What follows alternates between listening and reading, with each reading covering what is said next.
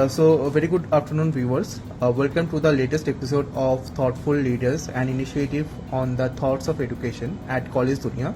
So, I am very glad today that Professor Shiva sir has joined today currently, serving as a HOD of Surana College. So, sir is carrying total of 5 years of experience in teaching and administration experience. So, very glad to onboard you today. Thank you for joining, sir. So, sir, as a person with such a vast experience, I would request you to share some of your experiences. What kind of journey you had? Thank you, Victor. I had a very exciting journey. So my first experience was with the Oxford College of Business Management, where I joined as an assistant professor. Thereupon I cleared my NET and I had joined Surana to increase my experience, to gain vast experiences and to take up more challenges. So that is very great to know, sir. So, sir, coming back to the next question, sir, what do you see as the biggest challenge facing higher education today, and how do you think your institution Surana is addressing those challenges? So as far as my knowledge goes, we are facing with two major challenges as I see it in the higher education. One is ensuring quality education and staying relevant in these fast-paced changing times. So in here, we are by providing more opportunities for students to learn and explore rather than emphasizing on mere teaching alone. And by implementing more of a student-centric learning methods and by focusing on requirements of the industry and updating our curriculum to stay relevant. This is how we are addressing those issues, those challenges that we are facing these days. Okay, sir. So, sir, coming back to the third question, sir, what do you think sets your institution apart from other colleges and universities, and how do you communicate that unique value proposition to students? Our major stakeholders, that as we say, the students, we come from very diverse background and we are successful in catering to their needs is what that sets us apart. We also aim for a holistic development of a student, not just their academics alone, be it in the form of sports encouragement, be it in the form of professional educations, be it in the form of training for clearing the education like competitive examinations, such as that.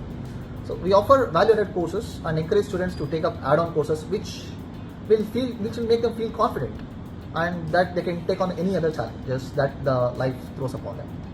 That is a very great initiative, sir, has been taken by Surana College so far, right? So coming back to the fourth question from my side, what are your primary responsibilities as a HOD, and how do you balance them with other aspects of your job? So my primary responsibility as the head of the department is to ensure a seamless operations of the department. The major focus is on a long-term vision of creating a quintessential commerce professional, be it in the field of accounts or finance or taxation or even banking for that matter. By coming up to the point, how do I manage the other things as well? So delegation and decentralization are the two major aspects that play a very important role in achieving this goal.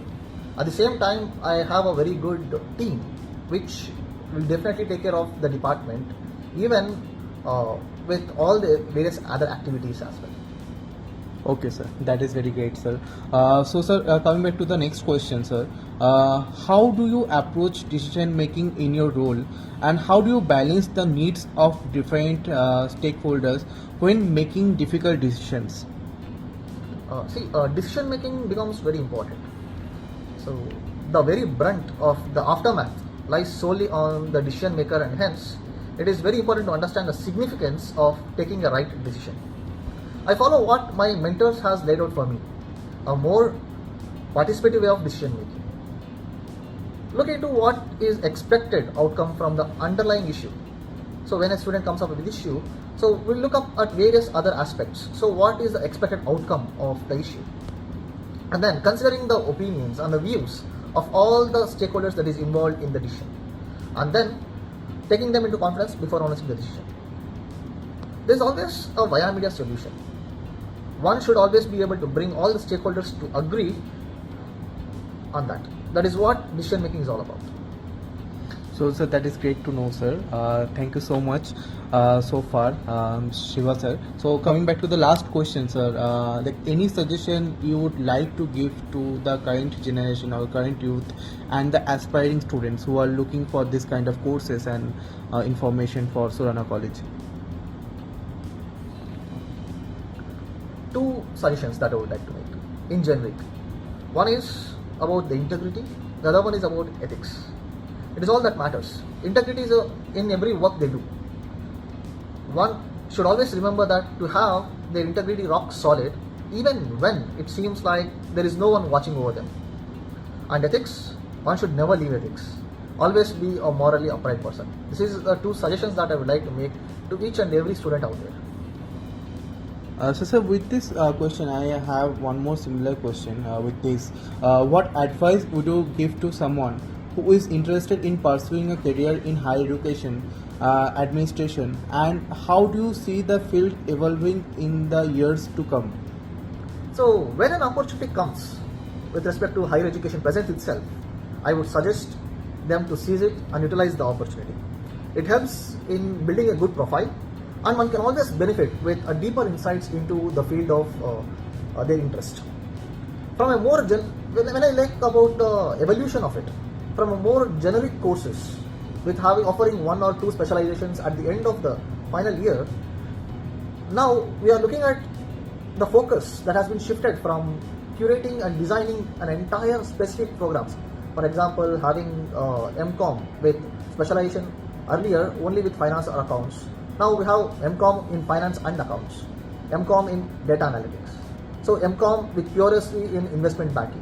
So likewise, the focus has shifted from more generic in nature to more specific in nature. And this also helps to address the industry and the academia gap.